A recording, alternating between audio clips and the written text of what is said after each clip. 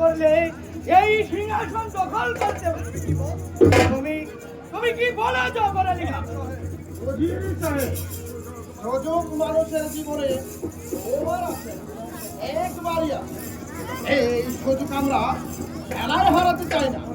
বলো বলো, কি উপায়ে এই সিংহাসন দখল করা যায়? বেগম হোসনা বানু শিশু কামালকে হত্যা করতে পারলেই যে আমাদের পথ একেবারে পরিষ্কার।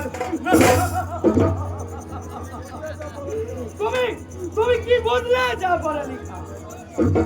বেগম শাহজাদাকে ও হোসনা বানুকে যদি হত্যা করেন, রাজ্যে একটা গণতন্ত্রের সৃষ্টি হতে পারে। তা কখনো হতে পারে না।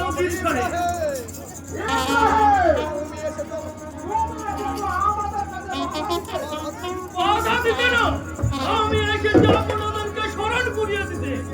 সেনাপতি সাহেব ভুলে গিয়েছেন সেই অতীতের কথা? মনে করে দেখুন, একদিন আপনার পুত্র পরিবার খেতে পাচ্ছে না, ক্ষুধার জ্বালায় ছটফট করছে, আর আপনি দুহাত তুলে রাস্তায় রাস্তায় ঘুরে বেরিয়েছেন দুমুঠো অন্যের জন্য। আর সেই দিন নবাব আপনাকে রাস্তা থেকে ঘুরিয়ে এনে সেনাপতির পদে বহাল করেছিল। আজ নবাবের মৃত্যু হতে না হতেই আপনারা তার স্ত্রী পুত্রকে করতেছেন হত্যা। বেশ, তাই যাচ্ছি, কিন্তু মনে রাখবে এই নবাব মহলে আপনাদেরকে প্রতিবাদ করা থাকুক আর না থাকুক, আমি ইব্রাহিম চুপ করে বসে থাকবো না।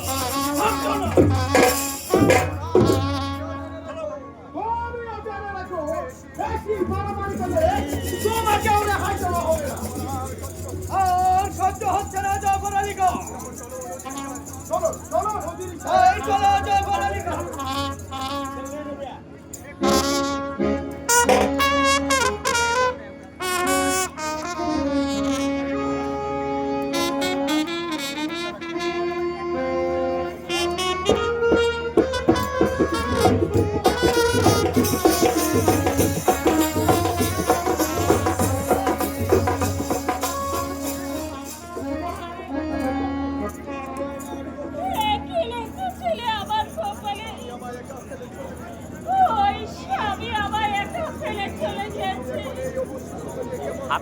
আমি এখন এই বাবা কামালকে নিয়ে কেমন করে রাজ্য পরিচালনা করবো?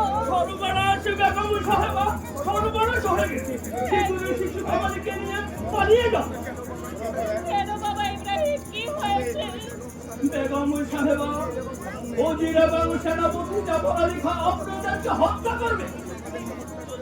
আমাদেরকে হত্যা করে তাদের কি লাভ বাবা?